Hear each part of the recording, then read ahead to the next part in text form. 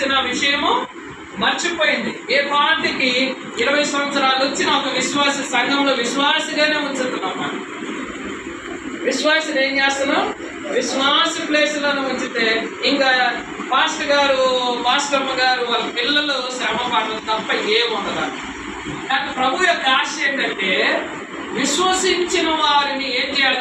మన సంఘమే ఏం చేయాలి? వాళ్ళ విశ్వాసాలకి జరిగిస్తూ రావాలి, నేర్పిస్తూ రావాలన్నది దేవుని యొక్క ఉద్దేశం. అది మనం గుర్తు చేసుకున్నాం. కనుక రెండో మాటను మనం ఏం నేర్చుకున్నాం అంటే శిష్యరికం, రైట్? డిసైపుల్షిప్ అంటారు. సో శిష్యులకి ఎలా చేయాలో మనం నేర్చుకున్నాం. శిష్యులకు ఉండవలసిన 3 గుణాలు ప్రత్యేకించి మనం గుర్తు చేసుకున్నాం. ఆ 3 ఏంటంటే మొదటిగా అన్ని విషయాలు నేర్చుకోగలిగిన వ్యక్తి అయి ఉండాలి.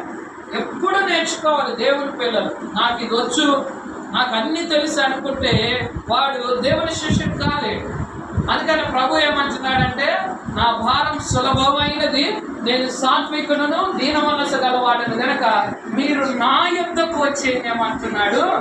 నేర్చుకోండి అంటాడు. కనుక దీన మనసు కలిగిన మనమందరము కూడా ప్రభు పాదాల దగ్గరికి వచ్చి ఏం చేయాలి? ఇప్పుడు నేర్చుకోవాలి. ప్రభు దగ్గర నేర్పించబడిన వారు ఎప్పుడైనా స్ట్రాంగ్ ఉంటారు. మనుషుల చేత ఒకవేళ నేర్పించబడితే త్రుటిల్లిపోవటానికి అవకాశం ఉంటుంది. కానీ చెంతకు వచ్చి నేర్చుకున్నవాడు ఎప్పటికి కూడా త్రుటిల్లిక స్థిరపరచబడిన వాడే ఉంటాడు. కనుక ప్రభు దగ్గరికి వెళ్ళాలి, ఎప్పుడు నేర్చుకోవాలి మనం. ప్రభు అందుకని పిలుపునిచ్చారు, నా యొద్దకు వచ్చి మీరు నేర్చుకోమని చెప్పాడు. ఒకటి. రెండో గుణం ఏముండాలి శిష్యుడి కంటే?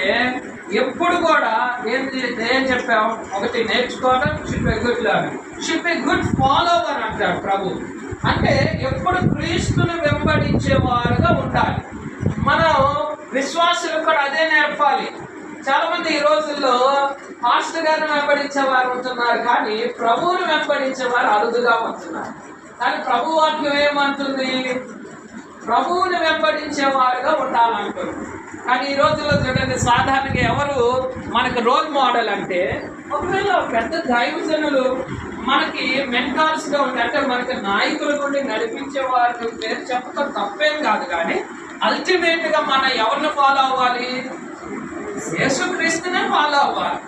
అందుకని పౌలు అంటాడు, నేను క్రీస్తును పోలి నడుచుకున్న రీతిగా మీరు నన్ను పోలి నడుచుకోండి అంటాడు. ప్రతి వారము జరిగితే మంచిది అన్నమాట, ఆశీర్వాదం. అందుకని కొన్ని సంఘాలు ఏం చేస్తారు, బుధవారాలు లేదా వారికి తీరిక సమయంలో బైబిల్ స్టడీ అని పెట్టుకోవడం అనేది జరుగుతుంది. ఎందుకంటే ఆదివారమే అందరూ వస్తారు కనుక వర్తమానం అందిస్తారు. ఈ బైబిల్ స్టడీస్లో ఇలాంటి సందేహాలు అన్నింటినీ మన విశ్వాసులకు మనం తీర్చి మంచి డాక్టరేట్ అందించామని ఏమయ్యారు? విస్తరించబడుతూ వచ్చారు వాళ్ళు.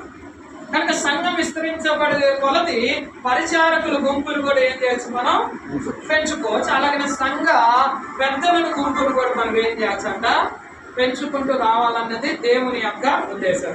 కానీ మనము ఎవరో చెప్పింది వింటున్నామంటే వినండి, మంచిదే, కానీ అది విన్నది కరెక్టా కాదా అని బైబిల్ నడిపించమని, వ్యక్తి గింజలుగా మార్చమని, 4 గింజలుగా కాకుండా ప్రతి ఒక్కరు కూడా నైనా సమర్పణ కలిగిన జీవితాన్ని నైనా ప్రతి ఒక్క సంఘంలో విశ్వాసులకు దయచేయమని, నీ కృపతో నింపమని, కూడి వచ్చిన సంఘం అంతటిని కూడా దీవించి ఆశీర్వాదాలతో నింపమని, నీ కృపలో భద్రపరిచి నీ ఆశీర్వాదాలు దయచేయమని, అలాగే కాపుదాలైన ప్రతి కుటుంబానికి దయచేయమని యేసు క్రీస్తు నామములో అడుగుచున్నాము నా పరలోకపు తండ్రి.